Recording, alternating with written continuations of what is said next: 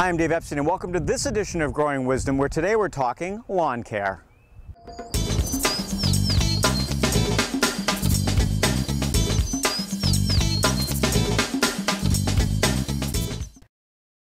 So some of you have asked me about aerating your lawn. What is it? Why do you do it? When do you do it? The reason you aerate your lawn is because it allows CO2 to escape the ground. It puts more oxygen into the earth. It lets water and other nutrients get into the ground.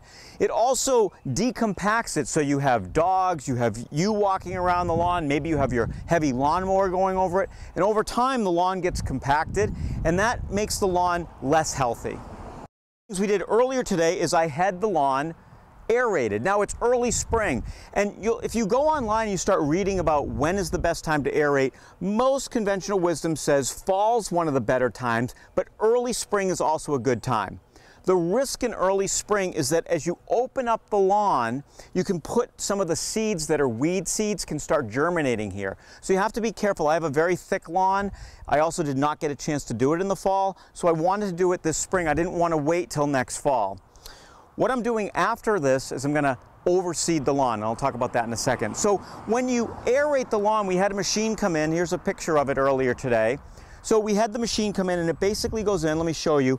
It takes out these little plugs. And it's real important when you aerate your lawn that your lawn's not very dry, otherwise the plugs won't come out. So this morning when we did it, the soil was nice and moist, and you can see these really nice little plugs. And look at all the holes we have in the lawn, and that's really great because, as I said, water and oxygen and other nutrients will be able to get into the lawn.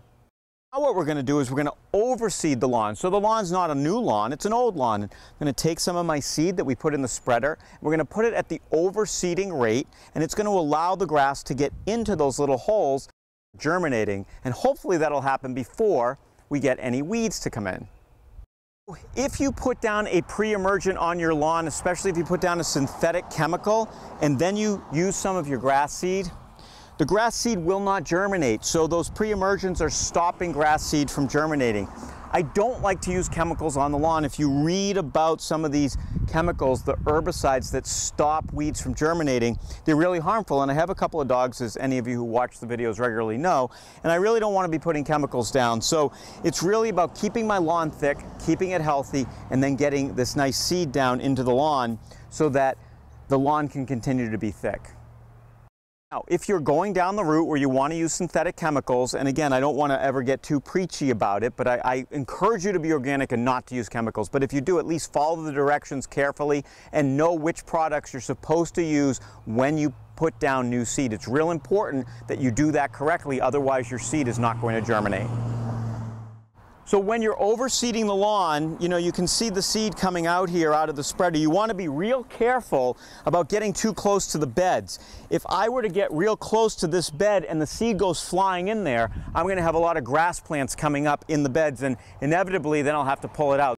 So in spots where it's too narrow for that spreader, just kind of sprinkle it down like this. It's probably not the most accurate way to do this, but I would rather do this than end up with grass in those beds. So the big thing with grass seed is you just don't want to plunk a ton down, because too much grass seed in one spot will actually interfere with the germination rate. If you have a little less, that's better than having too much. So your next question might be about water, and in the spring, especially if there's not adequate water, you definitely want to water your lawn every couple of days in order to keep that seed from drying out. However, if you do this in the fall, it tends to be cooler, it tends to be a little wetter, so you might not have to water at all. This is very different than putting a new lawn in. A new lawn needs to be watered every day. As a matter of fact, some of you may need to water twice a day in order to not let that seed dry out. But here, we've got the grass kind of protecting the soil, so the soil's not going to dry out nearly as quickly. So overseeding watering is significantly less than a brand new lawn that you seed in. So remember, we're doing this in early spring. Slightly better time would be around September. In the fall, here's when you don't want to be doing this. Late May, June, July, even into August, you shouldn't be doing this because this really does upset your lawn. Remember, you're ripping pieces of the plant out, you're opening up the lawn to problems, so you want to do it when your lawn is really actively growing. That would be early spring, as well as that September time frame. Also, don't start aerating your lawn October, November, even December for some of you without frozen lawns, because now you're going to leave it open all winter long. It's not going to have time to rejuvenate, and that can create more problems as well. So aeration for lawns, it's a great way to maintain the health of your lawn. Once a year or once every other year on a healthy lawn will help maintain that beautiful green grass so many of you, including myself, really love. For Growing Wisdom, I'm Dave Epstein.